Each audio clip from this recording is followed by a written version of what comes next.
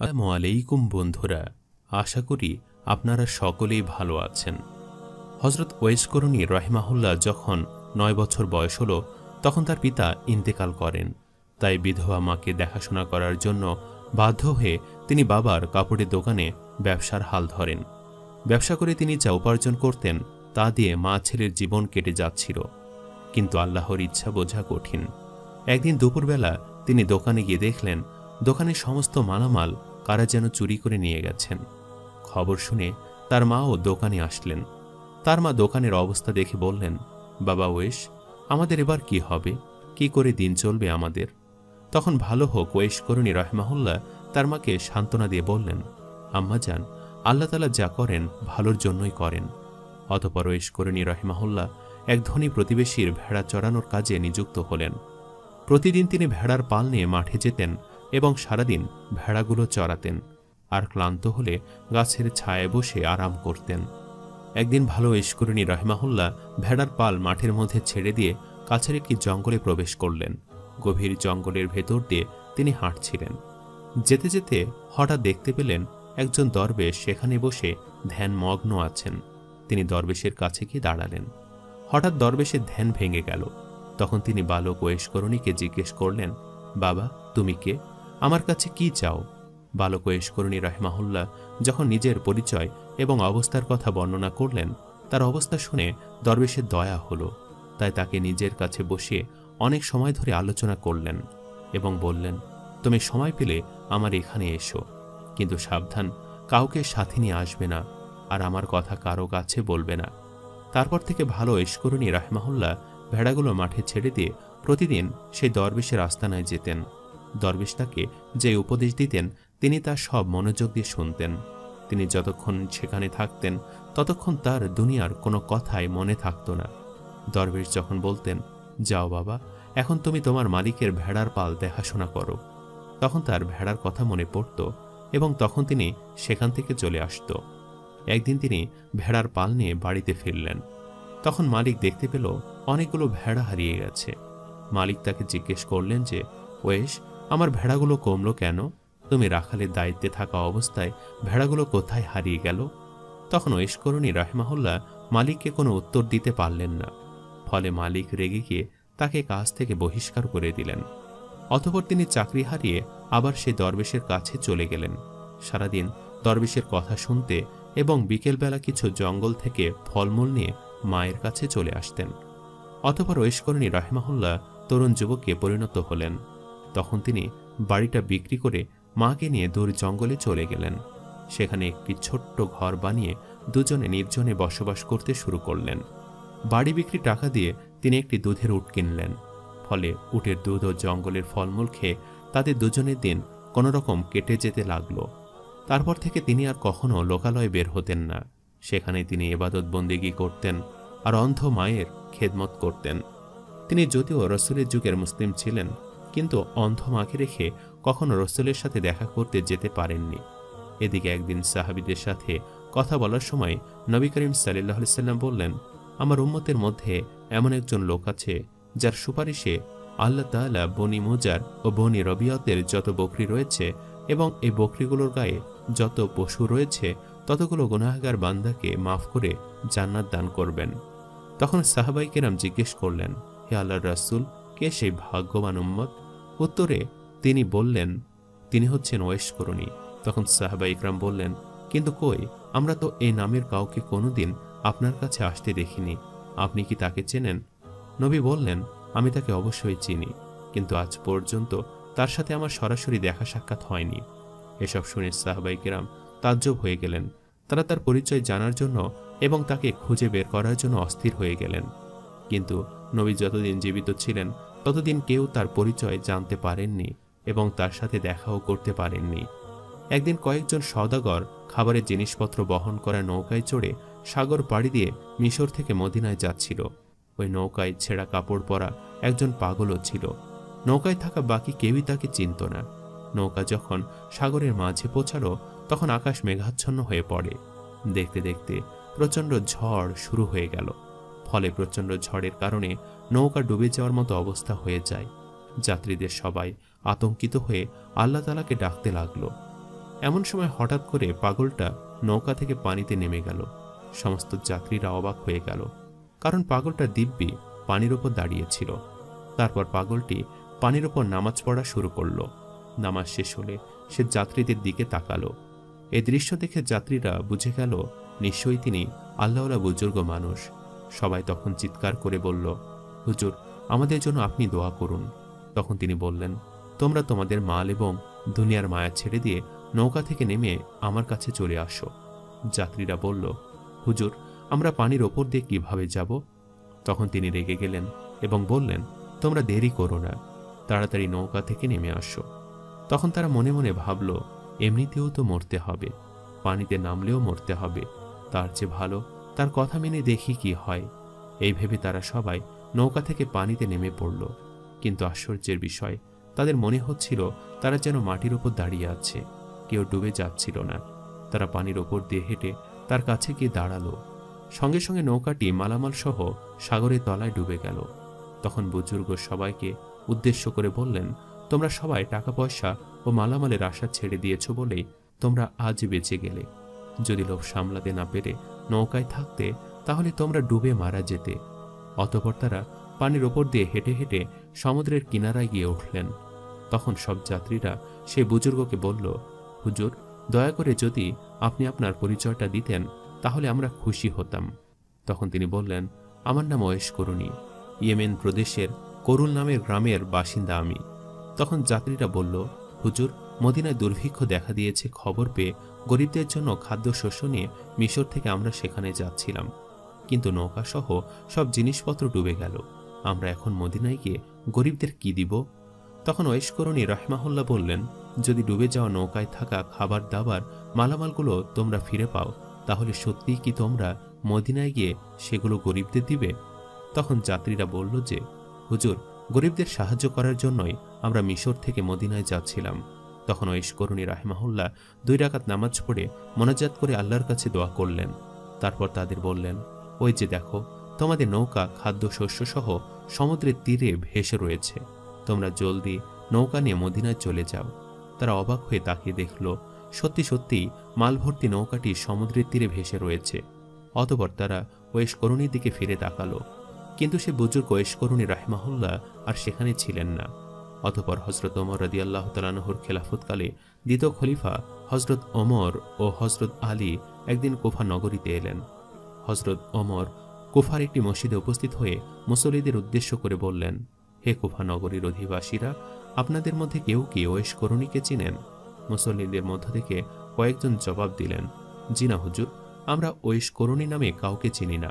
তখন খলিফা আবার বললেন, আপনাদের মধ্যে করুল এলাকার বাসিন্দা কেউ থাকলে দয়া করে উঠে দাঁড়ান। তাদের মধ্যে একজন উঠে দাঁড়ালো। খলিফা তাকে জিজ্ঞেস করলেন, আপনি ওয়েস করুনিকে চিনেন? তখন লোকটি বলল, হুজুর, ওয়েস করুনি নামে আমি যে লোকটিকে চিনি সে তো একজন পাগল। সে তো জঙ্গলে থাকে, জঙ্গলের ভেতর উট চড়িয়ে বেড়ায়। সে তো অনেক আজব মানুষ।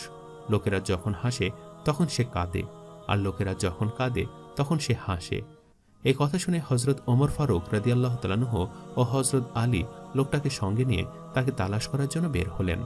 বহু খোঁজাখুঁজির পর তারা দেখলেন একজন লোক একটি গাছের নিচে দাঁড়িয়ে নামাজ পড়ছেন, পাগলের মতো তার চেহারা।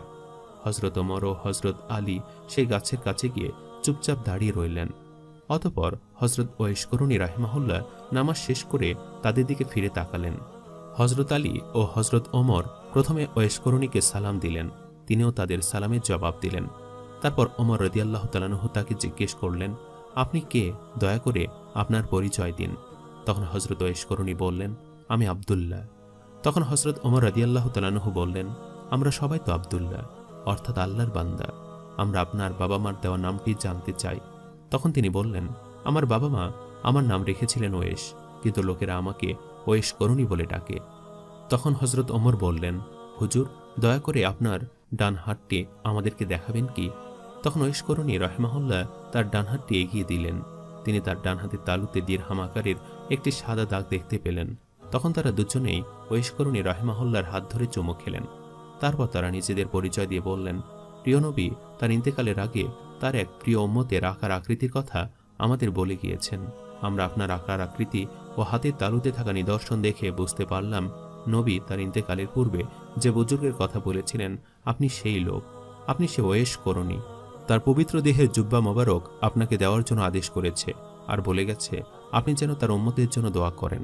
তখন ওয়েশ করণী রাহিমাহুল্লাহ বলেন, দোয়া করার জন্য তো আপনারাই সবচেয়ে বেশি উপযুক্ত ব্যক্তি, কেননা আপনারা আল্লাহ তাআলা ও তার রাসূলের প্রিয় পাত্র। তখন ওমর বললেন, আমরা তো দোয়া করেই থাকি। তখন ওয়েশ করণী রাহিমাহুল্লাহ বললেন, হে খলিফা ওমর, আপনি হয়তো ভুল করছেন। রাসূলুল্লাহ সাল্লাল্লাহু আলাইহি ওয়াসাল্লাম হয়তো অন্য কোনো ওয়েশের কথা বলেছেন, কারণ রাসূলের সাথে আমার কোনোদিন দেখা হয়নি, এমনকি তার পবিত্র দেহের জুব্বার মর্যাদা রক্ষা করার যোগ্যতাও আমার নেই।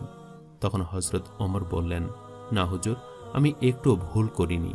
তিনি আমাকে যেসব নিদর্শনের কথা বলেছিলেন তার প্রত্যেকটি আমি আপনার মধ্যে দেখতে পেয়েছি, সুতরাং আমার মনে এ কথা বলতে বিন্দু পরিমাণ সন্দেহ নেই যে আপনাকে তার পবিত্র দেহের জুব্বা দান করতে বলেছেন। তখন ওয়েশ করণী রাহিমাহুল্লাহ বললেন, বেশ, তাহলে পবিত্র দেহের জুব্বা মোবারক আমাকে দিন, আমি এই জুব্বা পরিধান করে তার উম্মতের জন্য দোয়া করি। তখন হযরত ওমর ওয়েশ করণী রাহিমাহুল্লাহর হাতে পবিত্র জুব্বা তুলে দিলেন। তিনি জুব্বাটি নিয়ে সামান্য একটু দূরে গেলেন এবং সিজদায় পড়ে আল্লাহ তাআলার কাছে কান্না করে দোয়া করতে লাগলেন, যে করুণাময়, হে পরওয়ারদিগার, আপনার প্রিয় বন্ধু তার পবিত্র দেহের জুব্বা আমাকে দান করে গিয়েছেন। যতক্ষণ আপনি তার এ সমস্ত উম্মতের গুনাহ মাফ না করবেন ততক্ষণ পর্যন্ত এই জুব্বা আমি গায়ে পরব না, কারণ তিনি তার উম্মতকে আমার জিম্মায় রেখে দুনিয়া থেকে বিদায় নিয়েছেন। ওমর এবং আলী সবাই তাদের নিজের কাজ শেষ করেছেন, এখন শুধু আমার কাজ বাকি রয়েছে। হে আল্লাহ, আমার আরজি কবুল করুন। তখন অদৃশ্য থেকে আওয়াজ আসলো, হে ওয়েশ, তুমি সিজদা থেকে মাথা ওঠাও, আমি তোমার প্রার্থনা কবুল করার জন্য কিছু উম্মতের গুনাহ মাফ করে। তখন ওয়েশ করণী আবার বললেন, হে পরওয়ারদিগার, আমি তোমার কাছে হযরত মুহাম্মদ সাল্লাল্লাহু আলাইহি ওয়াসাল্লামের সকল উম্মতের গুনাহ মাফ করে দেওয়ার জন্য আরজি জানিয়েছি, সামান্য কিছু উম্মতের গুনাহ মাফ করার জন্য বলিনি। অতঃপর আবারও গায়েবী আওয়াজ আসলো, হে ওয়েশ করণী, আমি তোমার প্রার্থনা অনুযায়ী আমার হাবিবের উম্মতের 4 ভাগের মধ্যে 1 ভাগের গুনাহ মাফ করে দিলাম। হযরত ওয়েশ করণী রাহিমাহুল্লাহ তাতেও রাজি হলেন না। তিনি সিজদা থেকে মাথা না উঠিয়ে আবার আরজ করলেন, হে রাব্বুল আলামিন, তার সমস্ত উম্মতের গুনাহ মাফ না করলে আমি পবিত্র জুব্বা কিছুতেই পরব না এবং সিজদা থেকে মাথা উঠাবো না। ফলে আবারও অদৃশ্য থেকে আওয়াজ আসলো, ওয়েশ করণী, তুমি সিজদা থেকে মাথা উঠাও এবং আমার হাবিবের পবিত্র জুব্বা পরে নাও। আমি শুধু তোমার প্রার্থনার খাতিরে রাসূলের পাপী উম্মতের মধ্যে অর্ধেকের গুনাহ মাফ করে দিলাম। হযরত ওয়েশ করণী রাহিমাহুল্লাহ মহান রবের মধ্যে যখন এমন কথা হচ্ছিল, তখন আমিনুল মুমিনিন হযরত ওমর ও হযরত আলী তার কাছে গিয়ে হাজির হলেন। তাদের দুজনের উপস্থিতিতে হযরত ওয়েশ করণী রাহিমাহুল্লাহ ধ্যান ভেঙে গেল। আশিক এবং মাসুকের গোপন সূত্র ছিন্ন হওয়ায় তিনি সিজদা থেকে মাথা উঠিয়ে অত্যন্ত দুঃখের সাথে বললেন, কেন আপনারা এই সময় আমার সামনে এলেন? আপনারা যদি আরও কিছুক্ষণ অপেক্ষা করতেন তাহলে আমি হুজুর সাল্লাল্লাহু আলাইহি ওয়াসাল্লামের উম্মতকে মাফ না করা পর্যন্ত সিজদা থেকে মাথা ওঠাতাম না। আপনারা আমার সামনে এসে সবকিছু নষ্ট করে দিলেন। তারপর ওয়েশ করণী রাহিমাহুল্লাহ রাসূল সাল্লাল্লাহু আলাইহি ওয়াসাল্লামের পবিত্র জুব্বা পরিধান করলেন। অতঃপর আবারও আল্লাহ তাআলার দরবারে প্রার্থনা জানালেন, হে পরওয়ারদিগার, হে পরম দয়াময় আল্লাহ, তুমি তোমার পেয়ারা হাবিবের এই পবিত্র জুব্বার বরকতে বনি রাবিয়া এবং বনি মজার গোত্রের মেষপালের পশমের সমান সংখ্যক উম্মতে মুহাম্মাদীর গুনাহ মাফ করে দাও। মোনাজাতের পর তিনি হযরত ওমর ও হযরত আলীর দিকে তাকিয়ে বললেন, মেহেরবানি করে আল্লাহ তাআলা আমার এই প্রার্থনা কবুল করে নিয়েছেন। বনি রাবিয়া ও বনি মজার গোত্রের মেষপালের সকল পশমের সমান সংখ্যক উম্মতে মুহাম্মাদীর গুনাহ মাফ করে দিতে রাজি হয়েছেন। অতঃপর হযরত আলী রাদিয়াল্লাহু তাআলা আনহু ওয়েশ করণী রাহিমাহুল্লাহকে বললেন, হুজুর, আপনি নবীর সাথে একদিনও দেখা করলেন না কেন, অথচ তার প্রতি আপনার এত মহব্বত? তখন ওয়েশ করণী রাহিমাহুল্লাহ প্রশ্নের জবাবে বললেন, আপনারা কি নবী নিজের চোখে কোনোদিন দেখেছেন? তখন আলী বললেন, আমরা তো সবসময় নবীর সাথে ওঠা বসা করতাম, সুতরাং তাকে অবশ্যই দেখেছি। তখন ওয়েশ করণী রাহিমাহুল্লাহ বললেন, আচ্ছা তাহলে বলুন তো, তার চোখের ভ্রুগুলো একসাথে জোড়ালো ছিল নাকি আলাদা ছিল?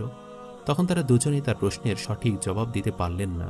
তারা বললেন, আমরা তো কোনোদিন হুজুর সাল্লাল্লাহু আলাইহি ওয়াসাল্লামের দিকে তাকিয়ে কথাই বলিনি, তাই আমরা এই বিষয় লক্ষ্য করিনি। অতঃপর হযরত ওমর ওয়েশ করণী রাহিমাহুল্লাহকে তার নিজের জন্য দোয়া করতে অনুরোধ করলেন।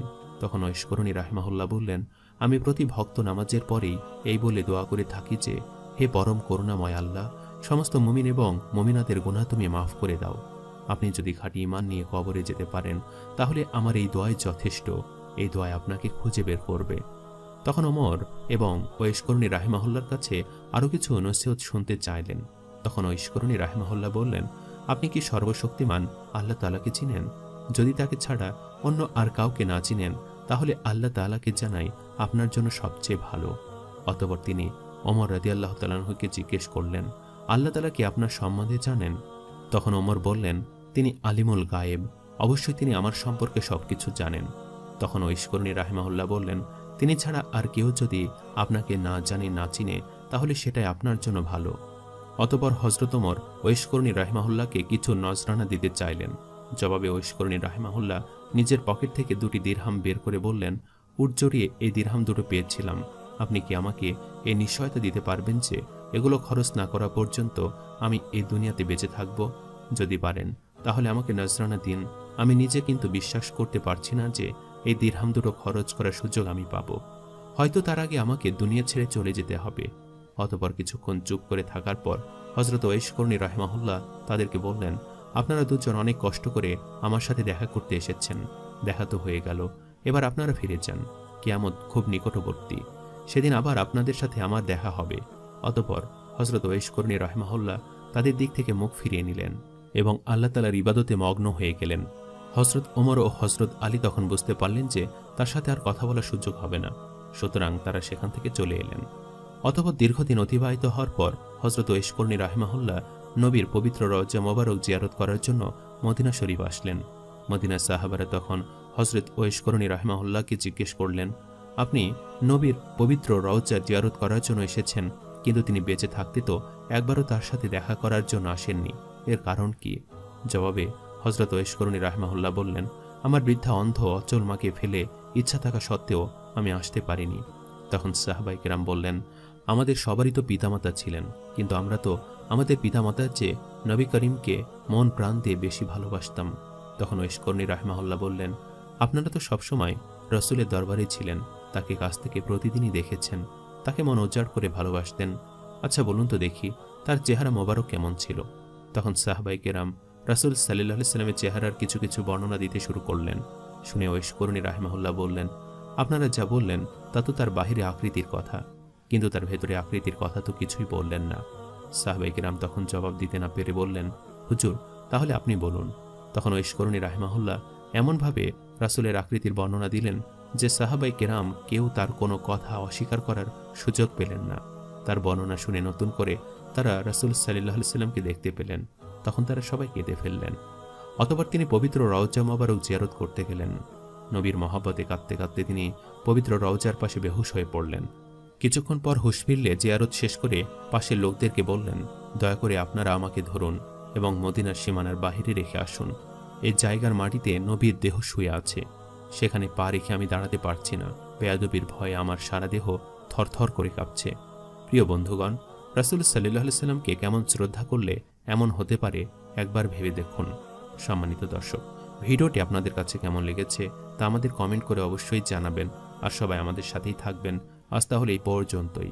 আপনারা ভালো থাকবেন, সুস্থ থাকবেন। আল্লাহ হাফেজ।